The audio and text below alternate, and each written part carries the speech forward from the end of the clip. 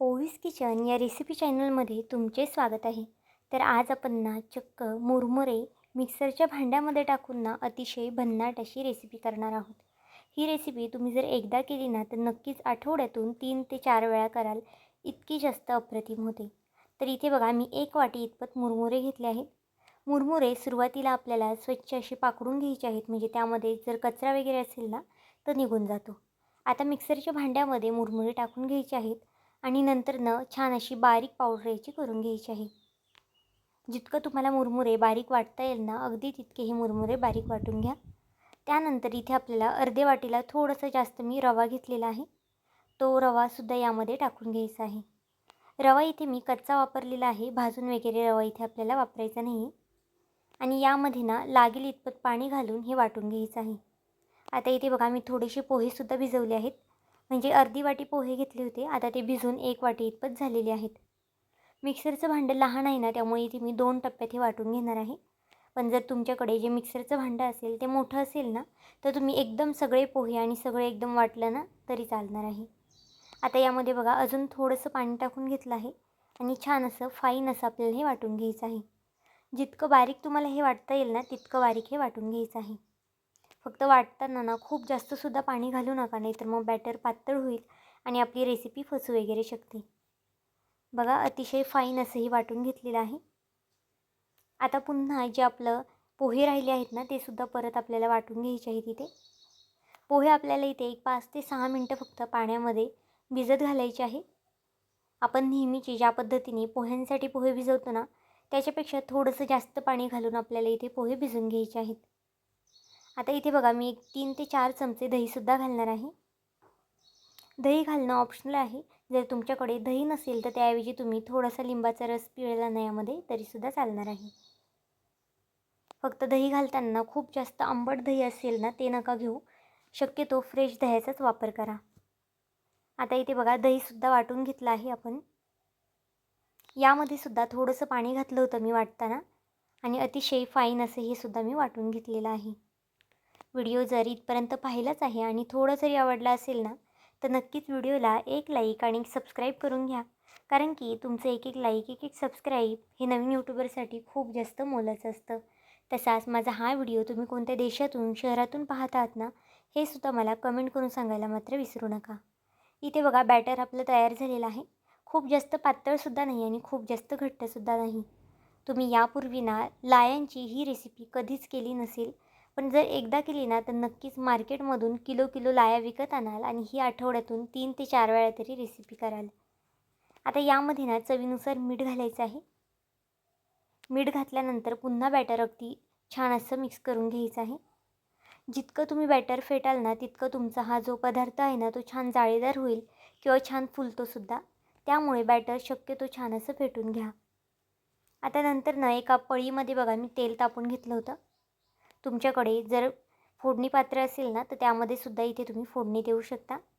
पळीमध्ये मी अर्धा चमचा इतपत तेल घालून घेतलं आहे. तेलामध्ये 1 चमचा मोहरी, 1 चमचा जिरं आणि भरपूर असे पांढरे तीळ घातलेले आहेत. पांढऱ्या तिळाने ना या रेसिपीला अजून छान अशी टेस्ट येते, त्यामुळे आवर्जून घाला असतील तर. फोडणी ओतल्यानंतर पुन्हा आपल्याला हे छान असं मिक्स करून घ्यायचं आहे. आता यामध्ये ना भरपूर अशी मी कोथिंबीरसुद्धा घालणार आहे. तुम्हाला जर कोथिंबीर आवडत असेल ना तरच यामध्ये तुम्ही घाला. कोथिंबीर घालणं अतिशय ऑप्शनल आहे. कोथिंबीर घालून झाल्यानंतर आपल्याला छान असं हे मिक्स करून घ्यायचं आहे. कोथिंबीरने फक्त हा पदार्थ जो आहे ना तो दिसायलासुद्धा छान लागतो आणि टेस्टलासुद्धा छान लागतो. बघा अतिशय छान असं आपलं बॅटर तयार झालेलं आहे आणि पहिल्यापेक्षा ना अतिशय छान असं बॅटर फुललेलंसुद्धा आहे. त्यामुळे शक्यतो बॅटर वाटून झाल्यानंतर ना 1 ते 2 मिनटं तरी छान पद्धतीने फेटून घ्या. आता यामध्ये अगदी थोडासा इनो घालायचा आहे. अर्ध्या पोळीलासुद्धा मी इथे कमी इनो घातला आहे. तुमच्याकडे जर इनो नसेल ना तर त्याऐवजी तुम्ही सोड्याचासुद्धा वापर करू शकता. अगदी अर्धा चमचा इतपत सोडा घातला ना, लहान चमचा अर्धा, तरीसुद्धा चालणार आहे.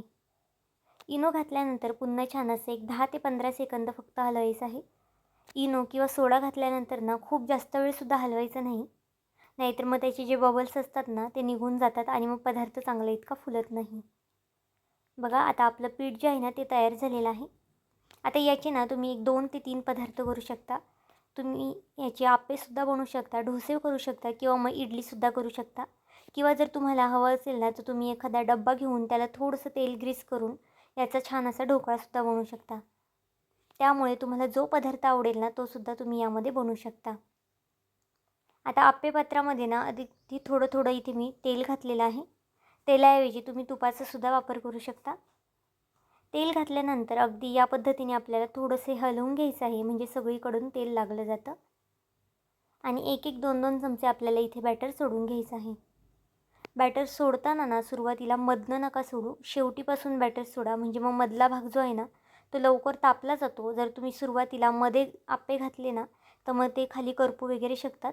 त्यामुळे शक्यतो कडेने सुरुवात करा आणि नंतर ना शेवटी मध्ये घाला. आता बघा इथे मी 2-2 चमचे इतपत बॅटर घालून घेते. खूप जास्तसुद्धा बॅटर घालू नका, नाहीतर मग आपले जे आप्पे आहेत ना ते अगदी छान असे फुलणार आहेत. त्याला फुलायलासुद्धा जागा भेटली पाहिजे. त्यामुळे जर तुम्ही भरून जर हे घातलं ना तर मग ते बाहेर वगैरे येऊ शकतं. आता सगळं बॅटर इथे मी घालून घेतलेलं आहे, पाहू शकता. आता यावरती झाकण ठेवून आपल्याला एक 3 ते 4 मिनटं तरी वाफ काढून घ्यायची आहे. गॅस इथे अजिबातच फास्ट वगैरे करू नका, मीडियम गॅसवरतीच हे मी झाकून ठेवलं होतं. 3 ते 4 मिनटानंतर बघा इथे मी झाकण काढून घेतलेलं आहे. आणि ते आता आपण आप्पे जे आहेत ना ते चेक करून घेऊया. थोडेसे इथे मी मधल्या साईडचे जे आप्पे आहेत ना ते थोडे कच्चे वाटतात आहे, त्यामुळे मी पुन्हा 1 मिनटासाठी झाकण ठेवून दिलेलं आहे. एकूण इथे ना मला एक 4 ते 5 मिनटं लागलेले आहेत. सकाळच्या घाई गडबडीत म्हटलं ना तरीसुद्धा ही रेसिपी तुम्ही बनवू शकता. मुलांच्या डब्यामध्ये बनवा किंवा मोठ्यांच्या डब्यामध्ये सुद्धा बनवू शकता. कारण की हे आप्पे ना थंड झाले ना तरीसुद्धा खायला खूप जास्त अप्रतिम लागतात आणि बनवायलासुद्धा अगदी सोपे आहेत. तुम्हाला फक्त रवा, पोहे आणि लाया वाटून घ्यायच्या आहेत. त्यामध्ये एक फोडणी ओतून घ्यायची आहे आणि त्याचे अगदी छान असे मऊसूत आप्पे बनवून घ्यायचे आहेत. आता सगळे आप्पे आता पलटी करून घ्यायचे आहेत बघा. एखाद्या चमच्याने किंवा मग एखाद्या लाकडी स्पूनने ना तुम्ही अशा पद्धतीने हे पलटी करून घेऊ शकता. खालच्या साईडने छान सोनेरी रंग येऊन द्यायचा आहे, म्हणजे आप्पे आहेत ना ते खायलासुद्धा अतिशय छान लागतात. आता यावरती पुन्हा 1 मिनटासाठी झाकण ठेवून देऊया, म्हणजे खालच्या साईडने सुद्धा अतिशय छान असे हे शिजले जातात. पाहू शकता इथे आता आपले जे आप्पे आहेत ना ते तयार झालेले आहेत. आता हे आपण एका प्लेटमध्ये काढून घेऊया.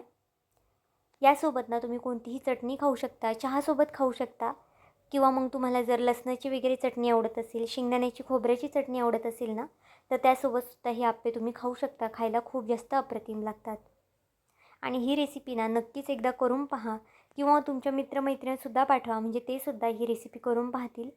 मुलांना जर छोट्या मोठ्या भुकेसाठी काहीतरी बनवायचं असेल ना तर नक्कीच अशा पद्धतीची ही भन्नाट रेसिपी तुम्ही करू शकता. आता अशाच पद्धतीने बघा सगळे आप्पे आपले तयार झालेले आहेत.